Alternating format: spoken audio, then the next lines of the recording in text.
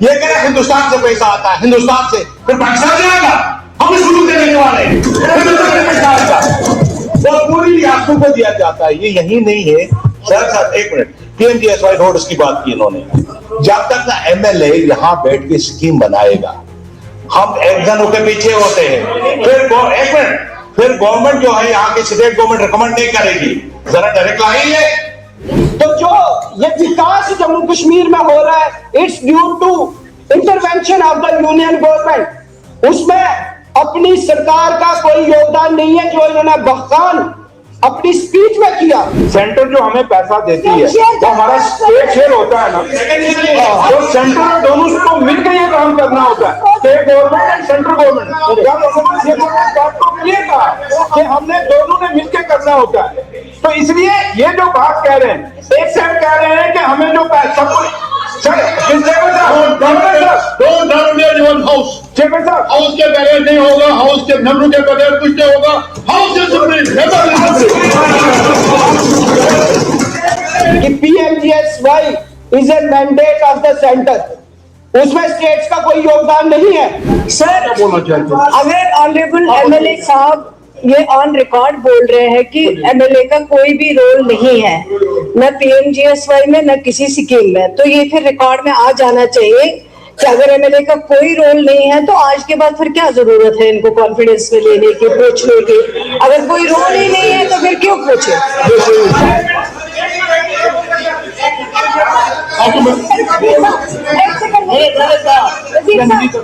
Sir, ये बार बार क्या बताते हैं, दिल्ली से आता है, दिल्ली से आता है, दिल्ली से आता है, फिर क्या कहाँ से लाएंगे पैसा?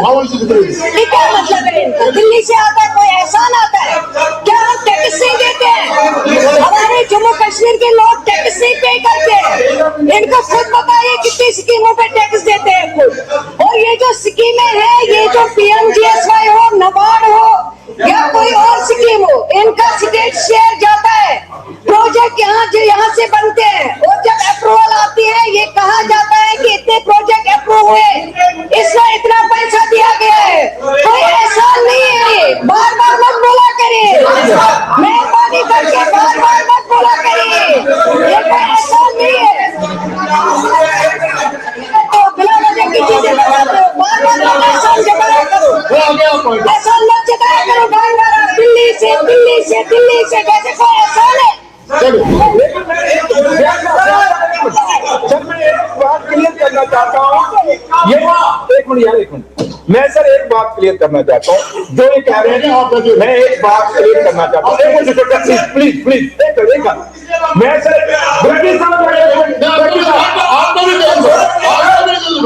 सर, मेरा पॉइंट ये है कि जितने भी एमएलए हाउस में बैठे हैं, जैसे आपने ब्रेजी साहब बोलने दो यार सर, जितने भी ऑनरेबल एमएलए हाउस में बैठे हैं, इनके बगैर कोई भी प्रोजेक्ट नहीं चल सकता, चाहे वो इधर से है, चाहे वो इधर से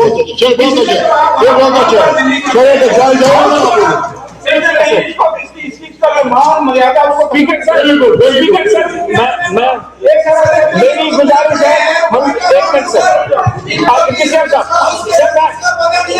धन्यवाद स्पीकर साहब कि आपने मुझे बजट पे अपना बोलने का मौका दिया। और बड़ा इम्पोर्टेंट डॉक्यूमेंट बजट होता है, और मुझे लगता था कि बड़ा हाउस इस चीज को सीरियसली लेगा, मगर यहाँ हर चीज पे बात होती है एक बजट को छोड़ के। और तकरीरें उस साइड से भी हुई, इस साइड से भी हुई, तो लिहाजा मुझे कुछ बजट इस तरह लगा कि आंकड़ों की जादूगिरी में सच को यूं छुपाया गया। एक वेंटिलेटर पे पड़े इंसान को दौड़ता हुआ बताया गया। और ऑनरेबल फाइनेंस मिनिस्टर ने एक शेर से स्टार्ट किया कि बोझ भी भारी है और सफर भी जारी है। और वो सफर जारी है क्योंकि ये सफर उर्दू का नहीं, ये इंग्लिश वाला सफर है। चाहे वो डेली वेजर हो, चाहे वो कैजुअल वर्कर्स हो, चाहे वो रेबरे खेल के लोग हो, चाहे वो म्युनिसिपैलिटी के वर्कर्स हो, चाहे वो स्कूल्स में कुक हो, चाहे वो हमारे कंट्रेक्चुअल लेक्चरर हो हायर एजुकेशन में, उनके लिए ना तो रेगुलाइजेशन पॉलिसी, ना कोई कंक्रीट स्टेप इस बजट में देखने को मिला। तो budget all together is very disappointing, is hopeless, is a visionless statement of disconnected facts. It's a visionless statement of disconnected facts.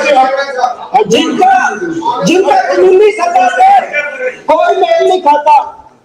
और हमारे जो बच्चे हैं, जो कॉलेज में लेक्चरर हैं, चाहे वो नेट है, चाहे वो पीएचडी है, चाहे वो गेट है, 10-10 साल से वो वहां नौकरियां कर रहे हैं, उनकी रेगुलाइजेशन के लिए कोई पॉलिसी नहीं है। और more painful and discounting is the fact, more painful and discounting is the fact कि budget has no mention how to rehabilitate our Kashmiri Pandits back in the valley, how to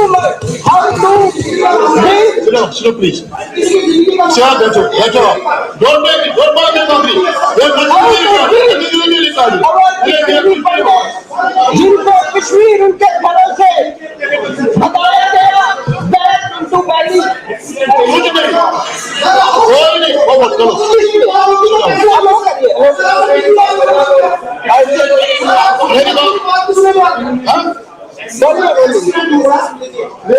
हमें एक एक्सीडेंट हुआ, एयरलिफ्ट करने की जरूरत है, तो यहाँ आप डायरेक्शन दे कि अगर उसको एयरलिफ्ट किया जाए, क्योंकि सीरियस मैटर है, तो उसको एयरलिफ्ट करने की जरूरत है। तो ये काम पे हुआ राजौरी कॉन्स्टिट्यूंसी में, राजौरी कॉन्फ्रेंस में, जीएमसी राजौरी में, जीएमसी राजौरी में उधर जाके बता दो। देखिए हो गया, मैंने डायरेक्शन दे दी, हो जाएगा। एयरलिफ्ट भी करना पड़ेगा, एयरलिफ्ट भी कराओ उनको। चलिए, आपको देना, मेरी बात सुनो शिकार साहब, मेरी बात सुनो। ये चीजें होती हैं जब कोई डिबेट करता है, you can send me slip, जहाँ शोर में पता ही नहीं चलता आपको क्या बोलना है। आप मुझे लिखिए मेरे कॉन्फ्रेंस में एक्सीडेंट हुआ है, मैं इमीडिएटली आपको अलाउ करता, लेकिन जब शोर में मैंने सुना नहीं, मैंने कहा आप उसको कुछ तो डकाना चाहिए, ठीक है। And more disappointing and painful is the fact that this budget do not find any mention that how they are going to rehabilitate Kashmiri Pandits, which are those who have migrated to other parts of India. उसके बारे में कोई rehabilitation policy, उनको कैसे घर वापसी की जाए, इस बजट में बिल्कुल मेंशन उन्होंने किया नहीं। और जब हम फैक्ट्स और फिगर्स की बात करें, और when we try to analyze budget in more depth, we find कि टोटल जो बजट है वो लगभग 1,13,767 करोड़ का है, और out of that only 29% is capital expenditure. मैं हाउस को बताऊं कि कैपिटल एक्सपेंडिचर वो एक्सपेंडिचर होता है जो लॉन्ग टर्म एसेट जिसपे हम क्रिएट करते हैं, चाहे वो रोड्स, ब्रिजेस, टनल्स, वो हम बनाते हैं, मगर उसके लिए एक सिर्फ 29% बजटरी एलोकेशन है। और उसको अगर प्रैक्टिकली ऑन ग्राउंड देखा जाए, उसमें से भी 7,809 crore rupees is repayment of debt. तो जो इफेक्टिव हमारे पास कैपिटल एक्सपेंडिचर बचता है, दैट इज 25,318 करोड़, मतलब 20%। जो 29 की फिगर बजट में आ रही है वो 20% से भी कम है। और लास्ट ईयर जो बजट एस्टिमेट थे कैपिटल एक्सपेंडिचर के, उससे भी इस बार 2,000 करोड़ कम कैपिटल एक्सपेंडिचर इस बजट में मेंशन किया है।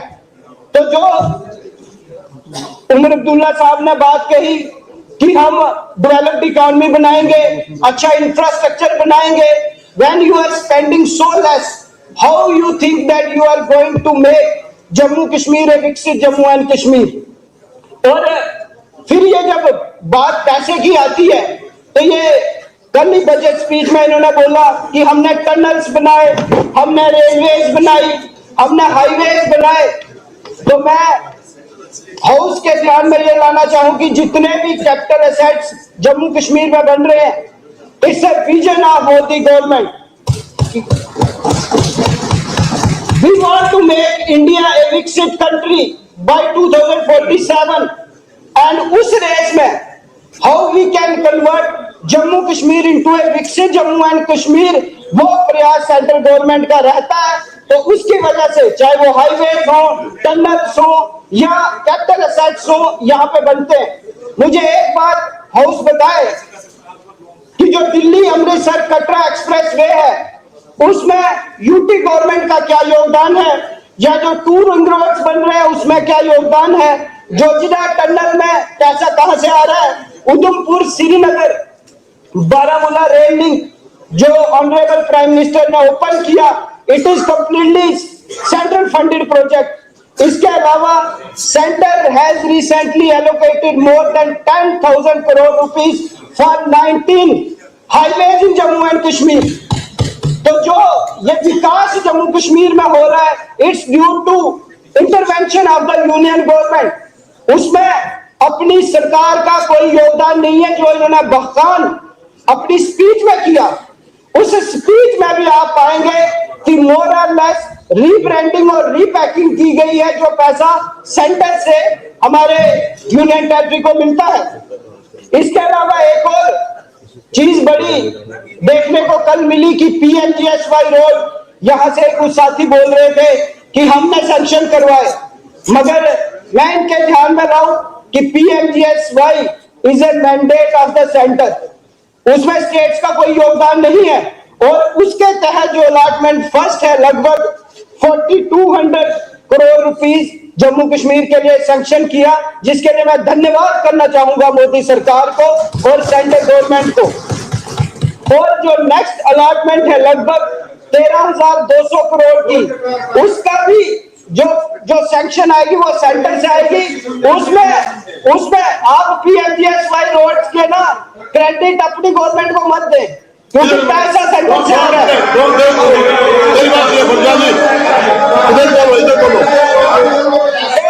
ये तो यही करके RDSS भी इन्होंने चलाई और सब कुछ इन्होंने चलाया। मेरा कहने का तथ्य ये है सर कि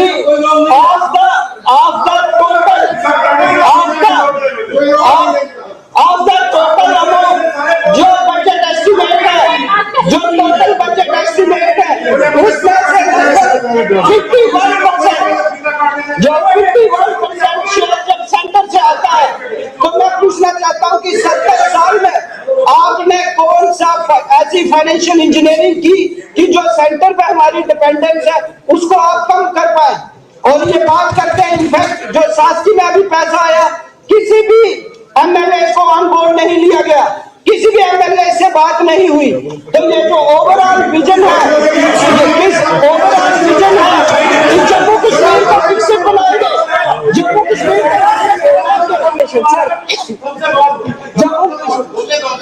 एक सेकेंड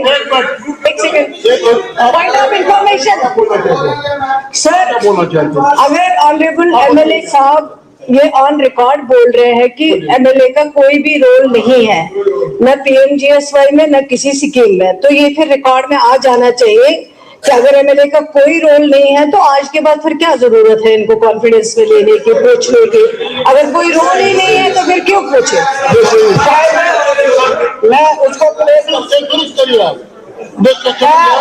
क्लियर करता हूँ, शायद इन्होंने ध्यान नहीं दिया होगा। मैंने फंड्स की बात की, कि ये जो सारा पैसा है ये सेंटर से आता है, शासकीय का पैसा भी सेंटर से आता है, 90% पैसा सेंटर से आता है। तो उसका बखान करने की, यहाँ अपने क्रेडिट में जोड़ने की कोई जरूरत नहीं।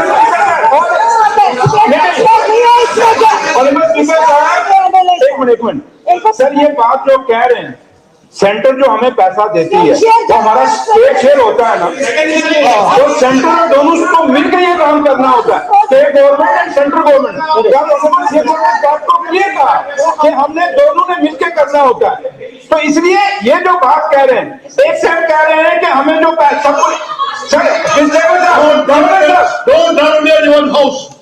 हाउस के बगैर नहीं होगा, हाउस के मेंबर के बगैर कुछ नहीं होगा, हाउस इज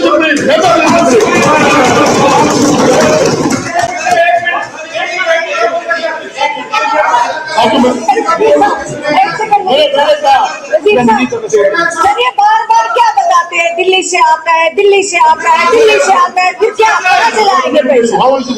ये क्या मतलब है इनका? दिल्ली से आता है, कोई एहसान आता है क्या? हम टैक्स नहीं देते हैं, हमारे जम्मू कश्मीर के लोग टैक्स नहीं पे करते हैं। इनको खुद बताइए कितनी स्कीमों पे टैक्स देते हैं खुद। और ये जो स्कीमें हैं, ये जो PMGSY हो, नबार्ड हो या कोई और स्कीम हो, इनका स्टेट शेयर जाता है। प्रोजेक्ट यहाँ से बनते हैं और जब अप्रूवल आती है, ये कहा जाता है कि इतने प्रोजेक्ट अप्रूव हुए, इसमें इतना पैसा दिया गया है। कोई एहसान नहीं है, ये बार बार मत बोला करिए, मेहरबानी करके बार बार मत बोला करिए, ये कोई एहसान नहीं है। तो बिना वजह की चीजें बताते हो, बार बार एहसान जताया करो, एहसान मत जताया करो बार बार। दिल्ली से जैसे कोई एहसान है। एक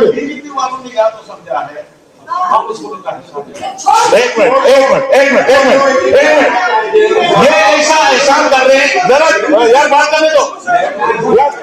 ये कह रहा हिंदुस्तान से पैसा आता है, हिंदुस्तान से, फिर पाकिस्तान से आएगा, हम इस मुल्क के रहने वाले हैं, वो पूरी आपको को दिया जाता है। ये यही नहीं है सर, एक मिनट, PMGSY रोड की बात की इन्होंने। जब तक ना MLA यहाँ बैठ के स्कीम बनाएगा, हम एक जनों के पीछे होते हैं, फिर गवर्नमेंट जो है यहाँ की स्टेट गवर्नमेंट रिकमेंड नहीं करेगी, जरा डायरेक्ट लाएंगे, जाके लाए, चलिए तेरी बात सुनिए।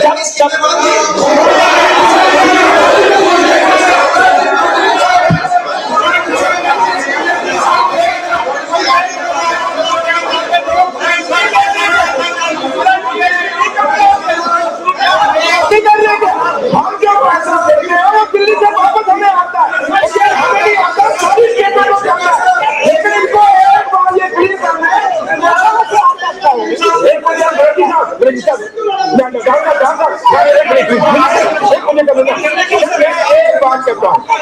लेकिन मैं एक बात क्लियर करना चाहता हूँ।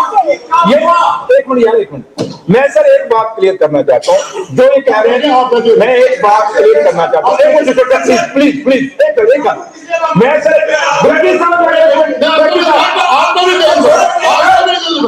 सर मेरा पॉइंट ये है कि जितने भी MLA हाउस में बैठे हैं, जैसे आपने ब्रेजी साहब बोलने दो यार सर, जितने भी ऑनरेबल MLA हाउस में बैठे हैं, इनके बगैर कोई भी प्रोजेक्ट नहीं चल सकता, चाहे वो इधर से है, चाहे वो इधर से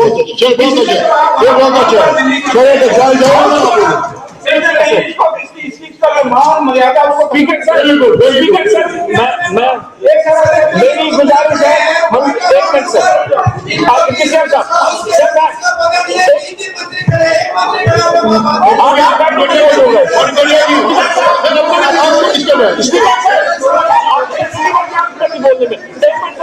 मेरी गुजारिश है सर, अपोजिशन में जो बेंचेस में जो सीनियर मेंबर बैठे हैं, इनमें बहुत सारे लोग जो ऑनरेबल मिनिस्टर्स रहे हैं। एक मैकेनिज्म होता है, हम लोग यहाँ हम खुद की डिग्रेडेशन करते हैं। मेरी बात सुना, बैठिए आप पहले, हाउस की डिग्रेडेशन की बात की है, एक सिस्टम है, आप बात करते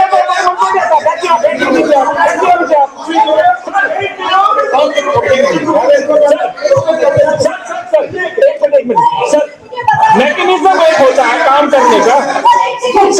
अचीवमेंट 1 साल में या 12 महीने में इस सरकार ने की है।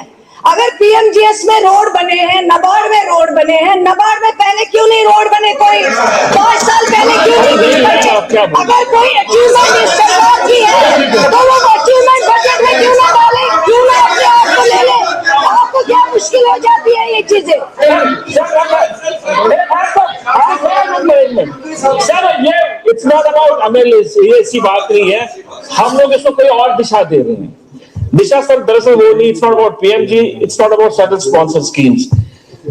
सरकार का दायित्व जो होता है सर, हम लोग यहाँ प्रोजेक्ट्स देते हैं, वो गवर्नमेंट ऑफ इंडिया में उसके बाज़ाब्ते वो एक सिस्टम मैकेनिज्म एक काम करता है। अगर वो सरकार नहीं होगी, वो मैकेनिज्म ही नहीं होगा। सरकार नहीं रहती है तो एक एडमिनिस्ट्रेटिव सिस्टम रहता है हमारे यहाँ सेक्रेटरीट में, जो on base of the administration काम चलाती है। ये प्रोजेक्ट्स वहां से नहीं आते, इम्प्लीमेंटेशन यहाँ की एजेंसियां करती है, चाहे वो रेल प्रोजेक्ट हो, चाहे वो एग्रीकल्चर में नेशनल हाईवेज हो, टनल्स हो, एक मैकेनिज्म के तहत चलती है। और ये बात ऑनरेबल एमएलए को मैं कहना चाहूंगा, यहाँ सीनियर मेंबर्स बैठे हैं, जितने भी नए एमएलए आए हैं, उनको इस बारे में आप थोड़ा सा उनको ब्रीफ क्या करें, वो बेहतर रहता है। हाँ बोलिए। हाँ मेरी सबमिशन है और भैया गुरेजी साहब सर मेरी सबमिशन है जनाब से, चेयर से सबमिशन है। जब भी हमारा ऑनरेबल एमएलए बोलने के लिए खड़ा होता है, आपने टाइम डिवीजन किया, आज तक जितना हाउस लगा है कितने मिनट हमें दिए, आज से तो सेकंड स्पीकर 1:08 पे इन्होंने बोलना शुरू किया था, ही हार्डली स्पोक फॉर 3 मिनट। एक मिनट सर देखो कंप्लीट, तीन मंत्री खड़े हो जाते हैं। आर मंत्री इज मेंट फॉर दिस। अगर इनको इतना ही शौक है खड़े होने का तो इस्तीफा दे एमएलए बन जाए, हमारा टाइम वेस्ट करते हैं। स्पीकर को बोलो, बजट में बोलो, चले बजट में बोलो।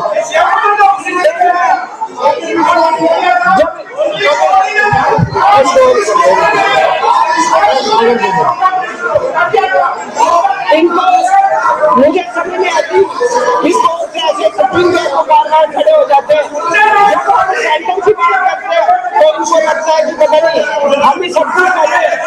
मेरा कंसर्न सिर्फ इतना था कि जो road, highway, rail network, metro train, जो प्रोजेक्ट हम जम्मू कश्मीर में देख रहे हैं वो मोदी जी का विकसित भारत के विजन के तहत है, इसमें इनका ज्यादा कंट्रीब्यूशन नहीं।